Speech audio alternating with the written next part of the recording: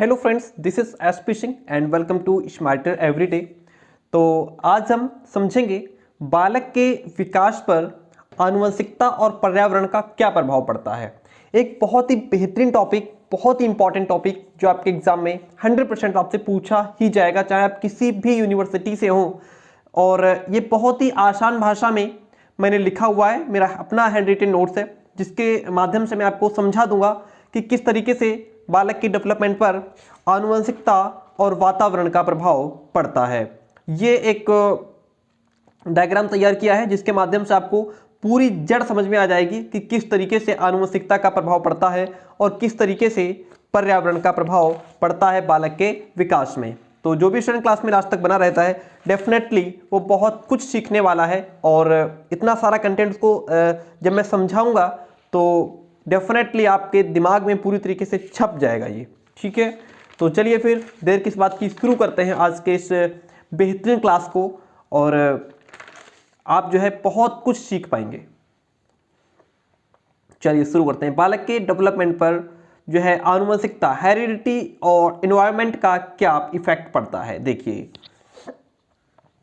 आपको बताते चलें, प्राणी शास्त्रीय नियमों के अकॉर्डिंग अगर बात करें तो एक पीढ़ी से दूसरी पीढ़ी को कुछ गुण हस्तांतरित किए जाते हैं। यानी एक पीढ़ी से दूसरी पीढ़ी में कुछ क्वालिटीज ट्रांसफर की जाती हैं। इस हस्तांतरण यानी कि इस ट्रांसफर का जो प्रोसेस है उसको प्राणीशास्त्रीय विरासत कहते हैं, है ना। विरासत का मतलब होता है कि जैसे हमारे पिताजी की, हमारे दादाजी की जो संपत्ति थी वो पिताजी को मिली विरासत में, है ना। पिताजी की संपत्ति हमको मिलेगी, वो क्या है, विरासत है। उसी प्रकार से जो कुछ पहले की पीढ़ी है उसकी कुछ क्वालिटीज जो है पिताजी में आई, पिताजी की कुछ क्वालिटीज जो हमारे अंदर आएंगी वो अभी विरासत का रूप कहलाएंगी। पूर्वजों के इन शारीरिक और मानसिक लक्षणों के मिश्रित रूप को ही वंशानुक्रम, वंश परंपरा, पैतृकता या आनुवंशिकता आदि कहा जाता है। जो आनुवंशिकता है इसको हम वंशानुक्रम का नाम भी देते हैं, वंश का नाम भी देते हैं, परंपरा भी कहते हैं, पैतृकता भी कहते हैं। तो जो हमारे पूर्वज हैं, जो फोरफादर्स हैं, उनके शारीरिक और मानसिक जो लक्षण है वो हमारे अंदर आ जाते हैं, है ना। तो यही सब हमारे वंशानुक्रम या आनुवंशिकता कहलाते हैं, वंश परंपरा कहलाते हैं। इसके कारण जो आनुवंशिकता है, वंशानुक्रम है, इसके माध्यम से समान जीव ही उत्पन्न होता है। अर्थात गाय से गाय और घोड़े से घोड़ा, मानव से मानव ही जन्म लेता है। ये क्या है, ये वंशानुक्रम ही तो है भाई। बंदर से बंदर जन्म लेगा, पक्षी से पक्षी, है ना, और पशु से पशु जन्म लेगा, मानव से मानव जन्म लेता है। ये क्या है, ये वंशानुक्रम है, यही आनुवंशिकता है। आगे देखिए, जैसे माता पिता होते हैं वैसे ही उनकी संतान होती है। बात बिल्कुल सही है। अक्सर यह देखने को मिलता है कि विद्वान माता पिता का बालक भी विद्वान होता है। विद्वान माता पिता हैं तो उसके बालक भी विद्वान होते हैं। लेकिन कभी कभी यह भी देखने को मिल जाता है कि विद्वान माता पिता के बालक मूर्ख और मूर्ख माता पिता के बालक विद्वान हो जाते हैं। कई बार हम लोग देखते हैं कि बालक के जो माता पिता हैं वो बहुत टैलेंटेड हैं, है ना, बहुत बुद्धिमान हैं, विद्वान हैं, लेकिन बालक उनके मूर्ख हो जाते हैं। ऐसा क्यों होता है, ये अभी हम आगे इस फॉर्मेट की वजह से समझ पाएंगे। और कई बार हम लोग देखते हैं कि माता पिता मूर्ख हैं लेकिन बालक उनका बड़ा होशियार है। ऐसा भी हम लोगों को देखने को मिल जाता है। इसका कारण यह है कि बालक को न केवल अपने माता पिता बल्कि उनमें विद्यमान उनके पूर्वजों के गुण भी प्राप्त हो सकते हैं। भाई जरूरी नहीं है कि अगर माता पिता बुद्धिमान हैं तो बालक भी बुद्धिमान ही हो जाए, कभी कभी वह मूर्ख भी हो जाता है। क्यों? क्योंकि उसमें हो सकता है उनका पूर्वज कोई मूर्ख रहा हो तो ये गुण उसमें बालक में आ गया हो।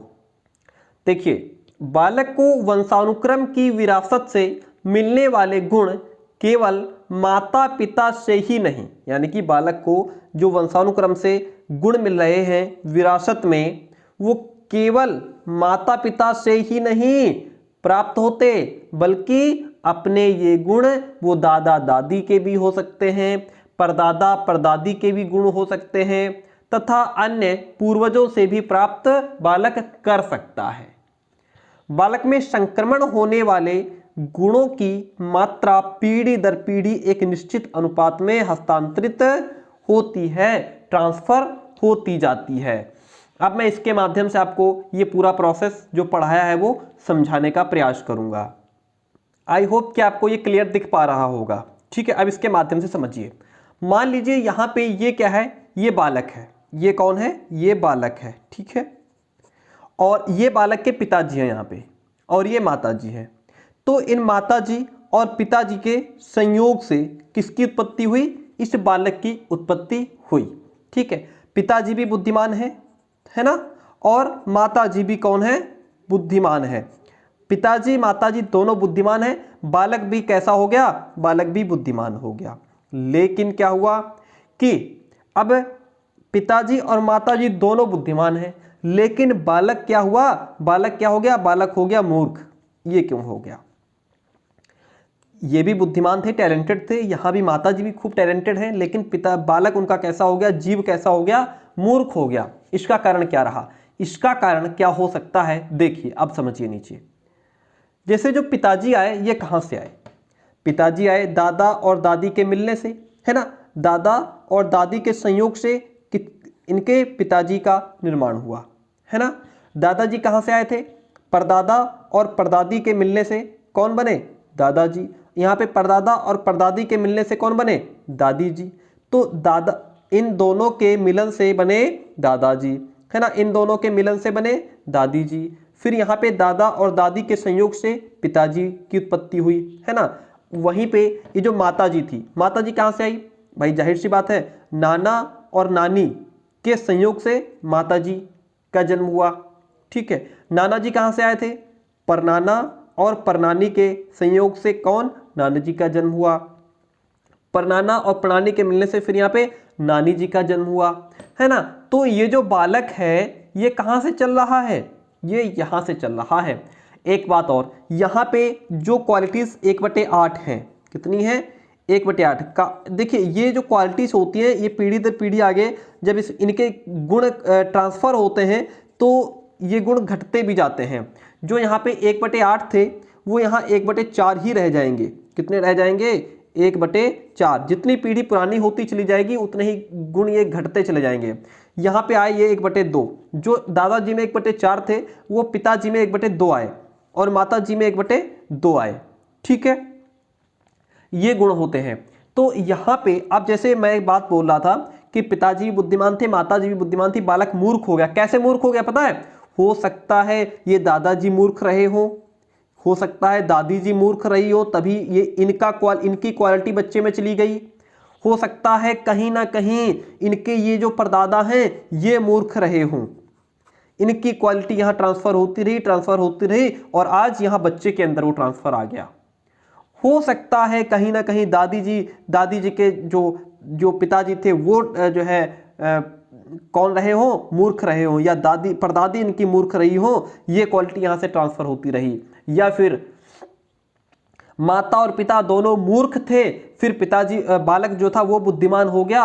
इसका मतलब ये हुआ कि पिताजी माताजी तो मूर्ख थे, हो सकता है माताजी की क्वालिटी यहाँ पे नानी जी तो है बुद्धिमान रही हो, है ना। भाई माताजी मूर्ख थी, पिताजी भी मूर्ख थे, बालक बुद्धिमान पैदा हुआ। इसका मतलब कहीं ना कहीं जो है क्या पता नानी इनकी बुद्धिमान रही हो, क्या पता इनके नाना बुद्धिमान रहे हो, वो यहाँ क्वालिटी यहाँ ट्रांसफर हो गई। ठीक है, या फिर यहाँ से नीचे चलिए, भाई इनके मिलने से ये बने, हो सकता है इनके अंदर कोई क्वालिटी रही हो बुद्धिमान की, है ना। ये बुद्धिमान थे, उसके बाद क्या? ये बुद्धिमान थे और वही गुण यहाँ से ट्रांसफर होता रहा, बालक बुद्धिमान हो गया।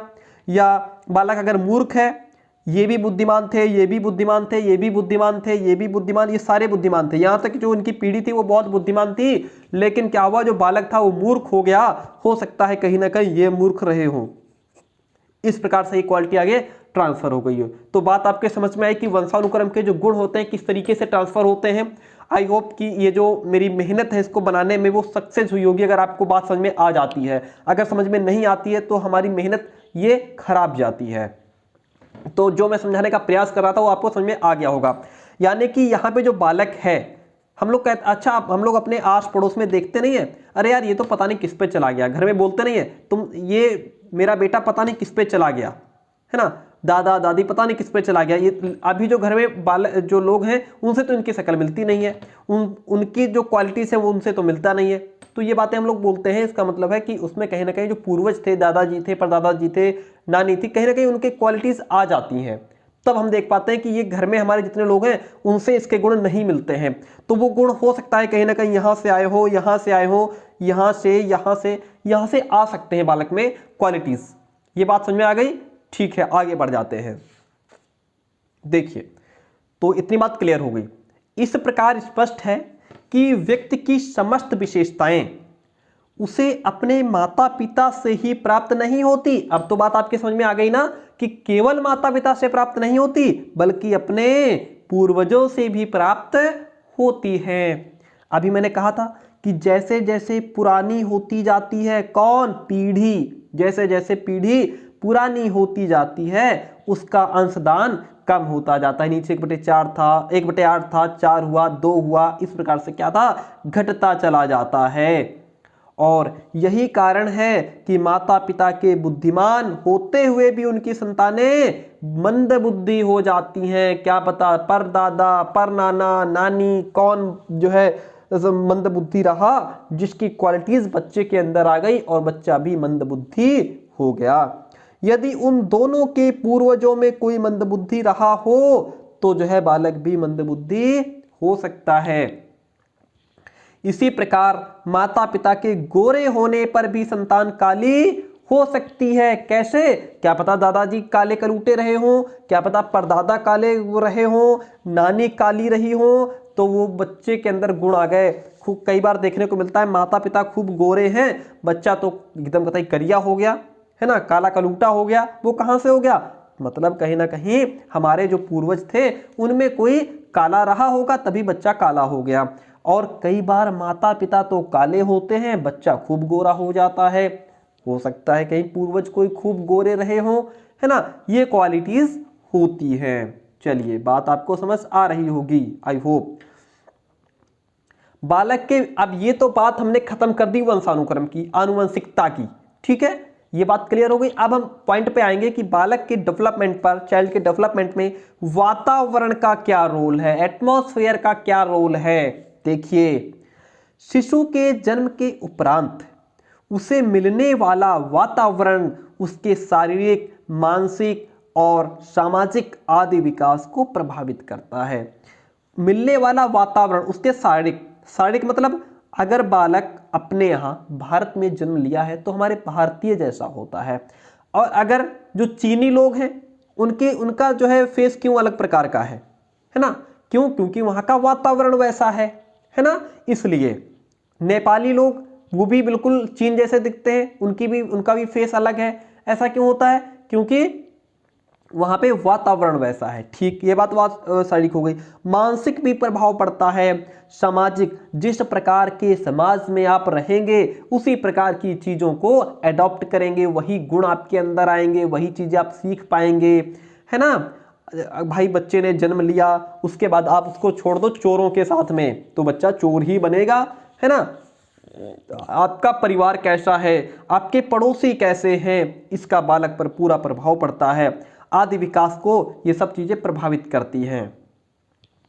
उचित वातावरण के अभाव में अगर बालक को अच्छा एटमॉस्फेयर नहीं मिल पा रहा है तो बालक का शारीरिक गठन, उसकी हष्ट-पुष्टता, उसकी लंबाई चौड़ाई में परिवर्तन आ जाता है। यानी कि उसको उचित चीजें नहीं मिल पा रही हैं, पूरी तरीके से उसको जो है उसके अकॉर्डिंग उसको एटमॉस्फेयर नहीं मिल पा रहा है तो उसका शारीरिक गठन पर भी प्रभाव पड़ेगा, हष्ट-पुष्टता में प्रभाव पड़ जाएगा, लंबाई चौड़ाई में जो उसको डेवलप होना था उसमें भी प्रभाव पड़ जाएगा, उत्तम वातावरण में पलने वाले बालकों की सामाजिक अंतरक्रिया और बौद्धिक क्षमता अधिक होती है। जिनको अच्छा एटमॉस्फेयर मिलता है, घर परिवार पढ़ा लिखा मिलता है, पास पड़ोसी सब पढ़े लिखे हैं, तो जाहिर सी बात है बालक की बौद्धिक क्षमता भी अच्छी होगी और सामाजिक इंटरेक्शन भी अच्छा होगा। नेक्स्ट वन देखिए, व्यवहारवादी मनोवैज्ञानिक वॉटसन का कहना था, क्या कहते थे वॉटसन? मुझे नवजात शिशु दे दो, मैं उसे डॉक्टर, वकील, चोर या जो चाहे बना सकता हूं। यानी कि वॉटसन ने सबसे बड़ा योगदान किसको माना है?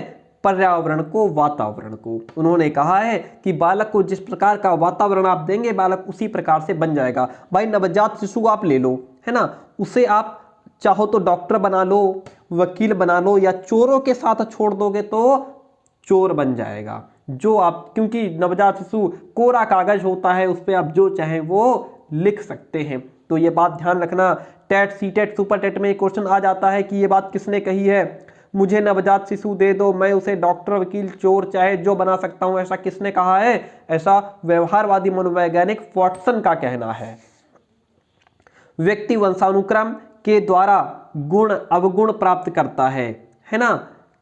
वंशानुक्रम यानी कि माता पिता से जो क्वालिटीज आती हैं वो क्या है? वंशानुक्रम है, वो आनुवंशिकता है। गुण अवगुण तो वहां से बालक को मिल जाते हैं, लेकिन वे परिवर्तनशील होते हैं। वातावरण के प्रभाव से उनमें परिवर्तन किया जा सकता है। मान लिया बच्चा, माता पिता बहुत अच्छे थे, बहुत संस्कारी थे, बालक भी संस्कारी पैदा हुआ, लेकिन उसको ऐसे दुष्ट भ्रष्ट समाज में छोड़ दिया गया कि उसके सारे गुण परिवर्तित हो गए, बदल गए। ठीक है, तो ये जो गुण है वो परिवर्तन किए जा सकते हैं। अब वंशानुक्रम और वातावरण का परस्पर सहयोग देखिए। वंशानुक्रम और वातावरण का परस्पर सहयोग क्या है? आनुवंशिकता तथा वातावरण दोनों एक दूसरे के पूरक और घनिष्ठ सहयोगी हैं। बीज और भूमि दोनों में से कोई अकेला पौधे को जन्म नहीं दे सकता। कितनी बड़ी बात लिखी है कि बीज और भूमि, अगर बीज होगा तो उसको भूमि चाहिए तभी तो वो अपनी ओरिजिन कर पाएगा, उत्पत्ति कर पाएगा। और दोनों में से कोई अकेला पौधे को जन्म नहीं, केवल भूमि, अगर भूमि है, जमीन है, तो उसको बीज चाहिए तभी तो पौधे को जन्म दे पाएगी। अगर बीज उसको नहीं मिलेगा तो कहां से पौधे को जन्म दे पाएगी? बीज में उगने की शक्ति होती है और आगे जरूर एक विशेष किस्म का पौधा बन सकता है, लेकिन वह ऐसा कितनी अच्छी तरह कर पाएगा यह उस भूमि पर निर्भर करता है जिसमें उसे लगाया जा रहा है। कितनी बड़ी बात लिखी है, समझिए पॉइंट को। एक बीज है, उसमें क्या है? वो पौधा बनेगा, है ना, उसके अंदर शक्ति है पौधा बनने की, लेकिन अगर उसको अच्छी भूमि मिलेगी, अच्छी जमीन मिलेगी, मिट्टी मिलेगी, वातावरण अच्छा होगा, समय पर पानी, समय पर हवा, समय पर धूप, है ना, समय पर खाद पानी सब कुछ मिलेगा, तो जाहिर सी बात है बहुत अच्छा पौधा बन करके तैयार होगा। और अगर आप उसे लगा दिए हैं लेकिन अब उसके अकॉर्डिंग एटमॉस्फेयर नहीं है, उसको समय पर पानी नहीं मिल रहा है, उचित धूप नहीं मिल रही है, तो जाहिर सी बात है वो ग्रो नहीं कर पाएगा। इसी प्रकार बालक के उत्तम विकास के लिए वंशानुक्रम और वातावरण का उत्तम संयोग बहुत आवश्यक है। प्यारे दोस्तों, क्लास कैसी रही? एक लाइक, एक कमेंट आपसे जरूर चाहिए। आपका अपना जो भी टॉपिक हो, जो समझ में ना आ रहा हो, वो आप फटाफट भेजिए, क्योंकि आजकल मैं वही टॉपिक करा रहा हूं जो बच्चे मुझे कंटिन्यू भेज रहे हैं कि सर ये टॉपिक छूटा है, वो टॉपिक छूटा है। ठीक है, और ये जो मेरा दूसरा चैनल है भैया, यहाँ भी सब्सक्राइब कर लेना, और इसकी जो PDF है वो मैं टेलीग्राम चैनल पर जल्दी ही डाल दूंगा। Thank you.